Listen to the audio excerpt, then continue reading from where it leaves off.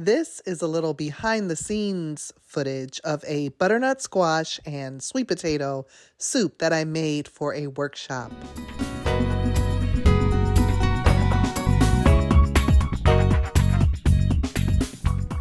Good morning! Today is the day of our Creative Apothecary workshop.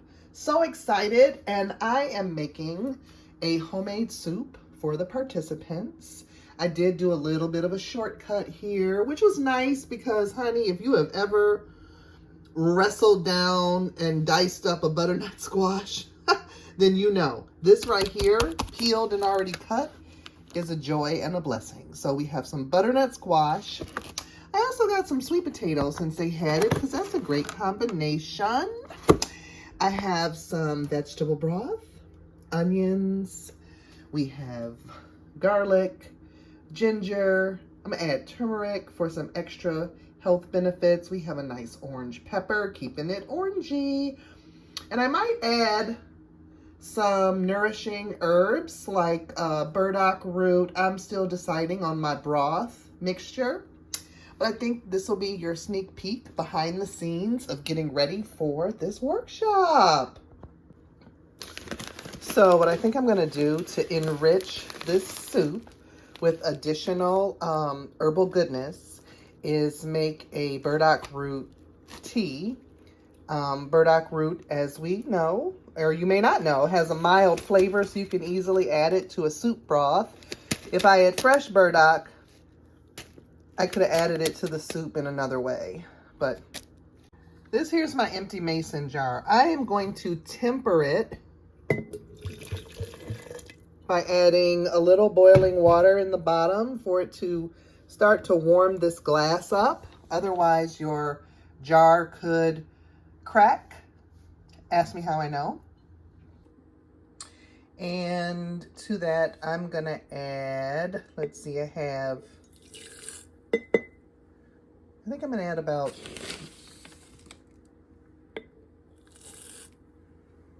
4 tablespoons of dried burdock. See how much that is. Yeah, that might be about right. And I'm gonna fill this jar up and let it steep.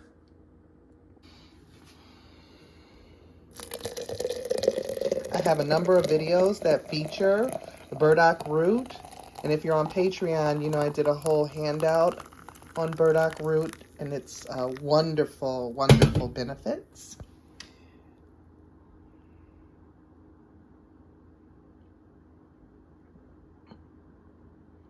So we're just gonna let that steep. I decided to add some carrot and celery as well for a traditional mirepoix. And I'm gonna cut this up, but because this is gonna ultimately go into the blender, I'm not gonna worry too much about size because it's gonna be pureed in the blender. And you know, sweet potatoes and squash, those are, you know, bigger pieces too. So I have the celery here.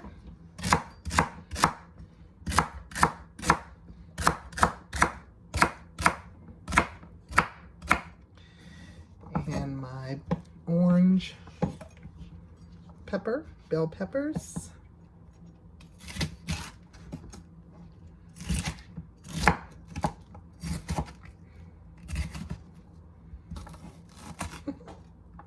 My onions are already cut up. You can always keep some onions in the freezer so you have them when you need them. All right, that didn't take too long. And I'm just using my this is my big Dutch oven, because this is for about 20 servings, I guess. I'm hoping to have some left over. You never know, right? So I'm heating up some olive oil because I want to keep this vegetarian. And now I'm just gonna add my onions into this preheated pot. We're gonna also add our celery and our carrots, our sweet potatoes and squash. I only used 1 package of the squash and half the package of the sweet potatoes. I'm adding my garlic here as well and just giving it a good toss. Now we're going to get our ginger together. I usually don't peel my ginger, but in this case, since it's going to be pureed, I did want to take that rougher skin off, and I'm doing the same with the turmeric. And that is looking good. So we've sauteed it for about 5 minutes just to get some caramelization on those onions, carrots, what have you. Now I'm going to add these peppers. Those are the peppers. And I'm going to add our vegetable broth and our burdock broth. Okay, so I got my seasonings here because we got to have a well-seasoned, deliciously seasoned soup. I'm going to start with a little cinnamon. You can always add more later, but I do want these to be good and infused with flavor. So we're going to add some now. Cinnamon, a little smoked paprika. I'm going to try this here citrusy garlic seasoning blend because it has a lot of the stuff that I would put in here anyway. We have garlic, some citric acid, onion powder, salt, lime, red pepper, bay leaves, coriander, cumin, black pepper, bitter orange oil, rice concentrate, okay, oregano, cilantro, basil, marjoram, and parsley. So I really like that. I won't add too much. Again, I don't want to go overboard, but I do want it to be a deliciously seasoned soup. Black pepper makes that turmeric more bioavailable, makes it easier for the body to absorb its benefits. And I'll add some pink salt, but this has salt in it too, so I'll just be careful on that. That's our plan. Everything is looking good. At this point, I only put the vegetable broth in, and I can add the burdock in a little while. I also have vegetable bouillon if I need to like add water, but I think I might add a little oat milk to this when it's done for a little extra creaminess. Or I could do coconut milk. I don't know if folks are allergic to coconut though, although I don't know. I think maybe I'll just do oat milk. We'll see.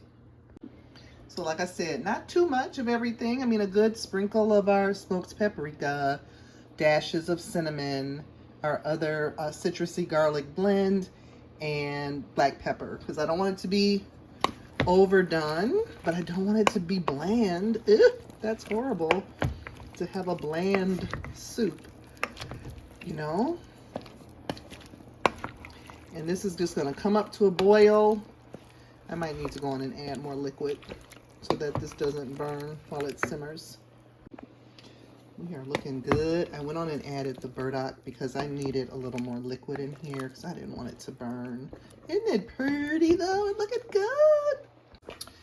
So we let this simmer. It's been simmering for 30 minutes. I'm going to let it simmer like 20 more minutes. Everything is soft though, but I'm working on something else. It's going to go in the blender after this, but it is looking good. I added another round of seasoning because it was tasting a little bland. So I added a little more of everything, including poultry seasoning, because ideally I would have had some fresh sage, rosemary, some other herbs, but I don't. So I added just a little bit of poultry seasoning. I do have some fresh parsley over here.